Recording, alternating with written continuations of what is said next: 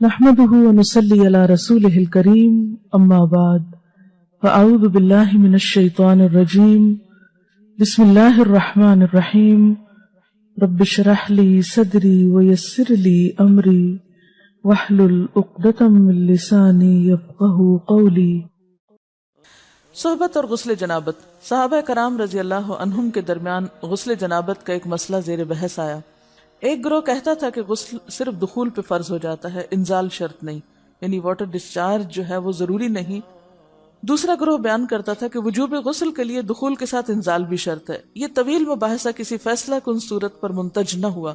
آخر قرار پایا کہ ام المومنین حضرت عائشہ رضی اللہ عنہا سے دریافت کیا جائے۔ حضرت عائشہ نے کہا کہ رسول اللہ صلی اللہ علیہ وسلم نے فرمایا، اذا جلس بین شعبها الاربع ومس الختان الختان فقد وجب الغسل۔ جب مرد عورت کی چار شاخوں کے درمیان بیٹھ جائے اور اس کا محل ختنہ عورت کے محل ختنہ کے ساتھ مس کرے تو غسل واجب ہو جاتا ہے۔ تو مسئلہ یہ ثابت ہوا کہ صرف دخول پر ہی مرد اور عورت جنبی ہو جاتے ہیں اور ان پہ غسل واجب ہو جاتا ہے، انزال یعنی منی کا نکلنا شرط نہیں۔ جنابت کے احکام۔ وجوب غسل کی حالت کو حالت جنابت کہتے ہیں۔ وجوب غسل یعنی جب غسل واجب ہو جاتا ہے تو اس حالت کو جنابت کہتے ہیں۔ جنابت کا لفظ جم سے، جم پہلو کو کہتے ہیں، بچنا۔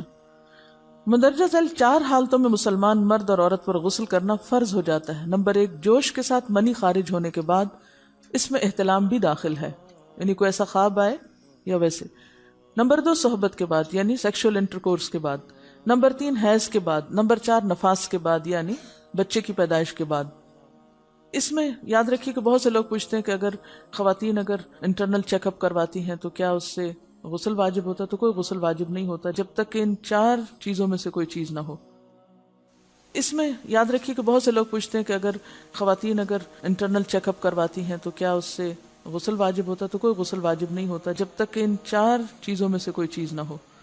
صرف منی خارج ہونے سے بات نہیں، بلکہ جوش کے ساتھ منی خارج ہونے کے بعد غسل واجب ہوتا ہے۔ رسول اللہ صلی اللہ علیہ وسلم نے فرمایا، جب تم عورت کی چار شاخوں کے درمیان بیٹھ کر صحبت کرو تو تم پر غسل واجب ہو گیا، اگرچہ منی نہ نکلے۔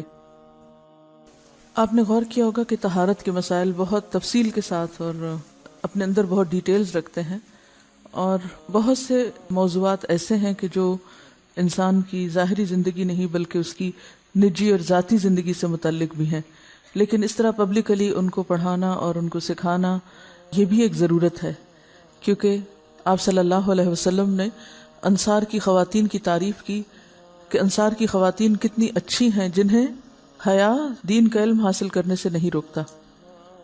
تو سوال یہ پیدا ہوتا ہے کہ آخر اتنی تفصیلات کیوں؟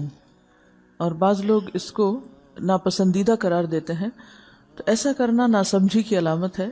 ہم دیکھتے ہیں کہ انسان اگر اللہ کے بتائے ہوئے طریقے کے مطابق زندگی بسر کرتا ہے تو اس میں خیر ہی خیر ہے، اور وہ صرف خیر اس کی اپنی ذات تک نہیں رہتی، بعض اوقات دوسروں کی بھلائی کا ذریعہ بھی بن جاتی۔ عورت کو بھی احتلام ہوتا ہے۔ ام المومنین حضرت سلمہ رضی اللہ عنہا روایت کرتی ہیں کہ حضرت ام سلیم نے رسول اللہ صلی اللہ علیہ وسلم سے کہا، اے اللہ کے رسول، یقیناً اللہ حق سے نہیں شرماتا، یعنی حق بات اور ایک ضروری بات جو ہے اس کو واضح کرنا ضروری ہوتا ہے، اور اس معاملے میں شرم سے کام نہیں لینا چاہیے، کہیں ایسا نہ ہو کہ انسان انجانے میں غلط کام کرتا رہے۔ تو یہ کہہ کر انہوں نے مسئلہ پوچھا، کیا عورت پر غسل ہے جبکہ اس کو احتلام ہو؟ آپ نے فرمایا ہاں، لیکن جب پانی کا نشان دیکھے یعنی منی دیکھے۔ اس پر حضرت ام سلمہ نے شرم سے منہ چھپا لیا اور عرض کیا، اے اللہ کے رسول، کیا عورت کو بھی احتلام ہوتا ہے؟ آپ نے فرمایا ہاں ہوتا ہے، تیرا داہنا ہاتھ خاک آلود ہو، یعنی یہ ایک پیار کی ڈانٹ تھی۔ اور اس میں ہو سکتا ہے کہ مزاج کا فرق ہو، بعض خواتین کے ساتھ ایسا نہ ہو اور بعض کے ساتھ ایسا ہو، لیکن اس میں جو اصل چیز ہے وہ ایکسیسو واٹر ڈسچارج ہے۔ اس میں کہیں ایسا نہ ہو کہ لیکوریا وغیرہ کے ساتھ اس کو ریلیٹ کر دیا جائے، دونوں چیزوں میں فرق ہے۔ اور احتلام جو ہے وہ سوتے وقت ہوتا ہے، یعنی سو کر اٹھنے پر اگر انسان اپنے کپڑوں پر زیادہ ڈسچارج دیکھے، خواہ کوئی خواب یا کوئی فیلنگ یاد نہ بھی ہو، تو پھر غسل کرنا ضروری۔ معلوم ہوا کہ عورت یا مرد نیند سے اٹھ کر اگر تری یعنی نشان منی دیکھیں تو یہ احتلام کی علامت ہے، لہٰذا ان پر غسل کرنا فرض ہو جاتا ہے۔ اور اگر احتلام کی کیفیت انہیں یاد ہو، لیکن نشان نہ پائیں، یعنی خواب یاد ہے لیکن کوئی سامنے علامت نہیں، تو غسل فرض نہیں ہوگا۔ ایسی صورت میں شک کی ضرورت نہیں ہے کہ نہیں وہ میں نے خواب دیکھا اور مجھے خواب بالکل صحیح یاد ہے تو مجھے نہانا چاہیے، نہیں، محض خواب پر نہیں نہایا جائے گا جب تک کہ فزیکلی کوئی ایسی چیز سامنے دیکھی نہ جائے۔ حضرت ام سلمہ روایت کرتی ہیں کہ میں نے کہا، اے اللہ کے رسول صلی اللہ علیہ وسلم، میں اپنے سر کے بال خوب مضبوط گوندتی ہوں، کیا میں انہیں غسل جنابت کے وقت کھولا کروں؟ آپ نے فرمایا، ان کا کھولنا ضروری نہیں، تیرے لیے یہی کافی ہے کہ 3 لپ پانی اپنے سر پر ڈالے، پھر اپنے سارے بدن پر پانی بہائے، پس تو پاک ہو جائے گی۔ یعنی بالوں کی جڑیں بھیگنا، سکن بھیگنا ضروری ہے، سارے بال کھولنا ضروری نہیں ہے۔ جنبی کے بالوں کا مسئلہ، حضرت عائشہ کو خبر ملی کہ حضرت عبداللہ ابن عمرو عورتوں کو غسل جنابت کے لیے بال کھولنے کا حکم دیتے ہیں۔ فرمانے لگی، ابن عمرو پر تعجب ہے، انہوں نے عورتوں کو تکلیف میں ڈال دیا، وہ انہیں سر منڈوانے کا حکم کیوں نہیں دے دیتے؟ یہ حضرت عائشہ کی ڈانٹ تھی، یعنی وہ یہ تو کہہ رہے کہ عورتیں بال کھول کھول کے نہائیں، تو وہ پھر سیدھا یہی کہے کہ عورتیں بال منڈوا لیں۔ میں اور رسول اللہ صلی اللہ علیہ وسلم ایک ہی برتن میں غسل کرتے، اور میں اپنے بال کھولے بغیر سر پر 3 چلو سے زیادہ پانی نہیں ڈالتی تھی۔ معلوم ہوا کہ غسل جنابت کے لیے بال کھولنے کی ضرورت نہیں، مگر یہ حکم صرف غسل جنابت کا ہے، غسل حیض کے لیے بالوں کا کھولنا ضروری ہے، کیونکہ وہ مہینے میں ایک دفعہ ہے۔ حضرت عائشہ سے روایت ہے کہ انہیں رسول اللہ صلی اللہ علیہ وسلم نے غسل حیض کے لیے فرمایا، اپنے بال کھولو اور غسل کرو۔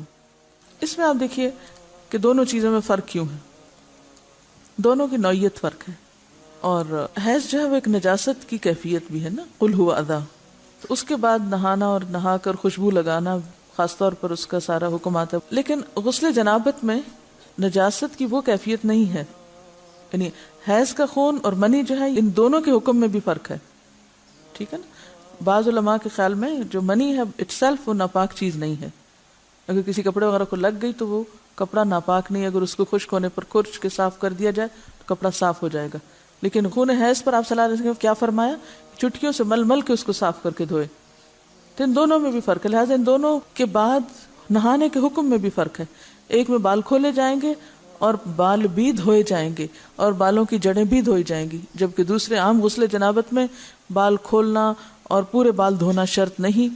بہت سی بچیاں ایسی جن کی شادی ہوتی ہے اور اس کے بعد انہیں ان مسائل کا پتہ نہیں ہوتا، یا تو وہ شرم کے مارے نہاتی نہیں، یا نہاتی ہیں تو پھر وہ پورے بال دھو دھو کے سکھانے میں اور ان چیزوں میں اتنا وقت ضائع کر دیتی ہیں کہ پھر بعضوں کا شوہر کی نافرمانی اور آپس کے تعلقات میں ٹینشن، لوگوں کا خوف۔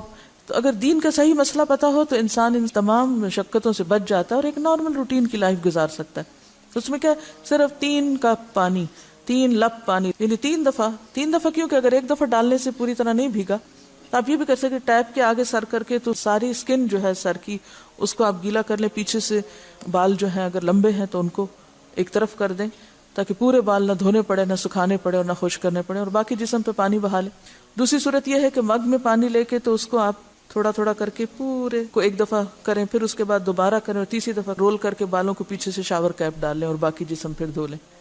شاور کیپ سے کیا ہوتا ہے عام طور پر کہ پیچھے کے جو سارے لمبے بال ہیں پھر وہ نیچے گر کے گیلے نہیں ہوتے، وہ آپ کے سر پہ ہی ٹک جاتے ہیں۔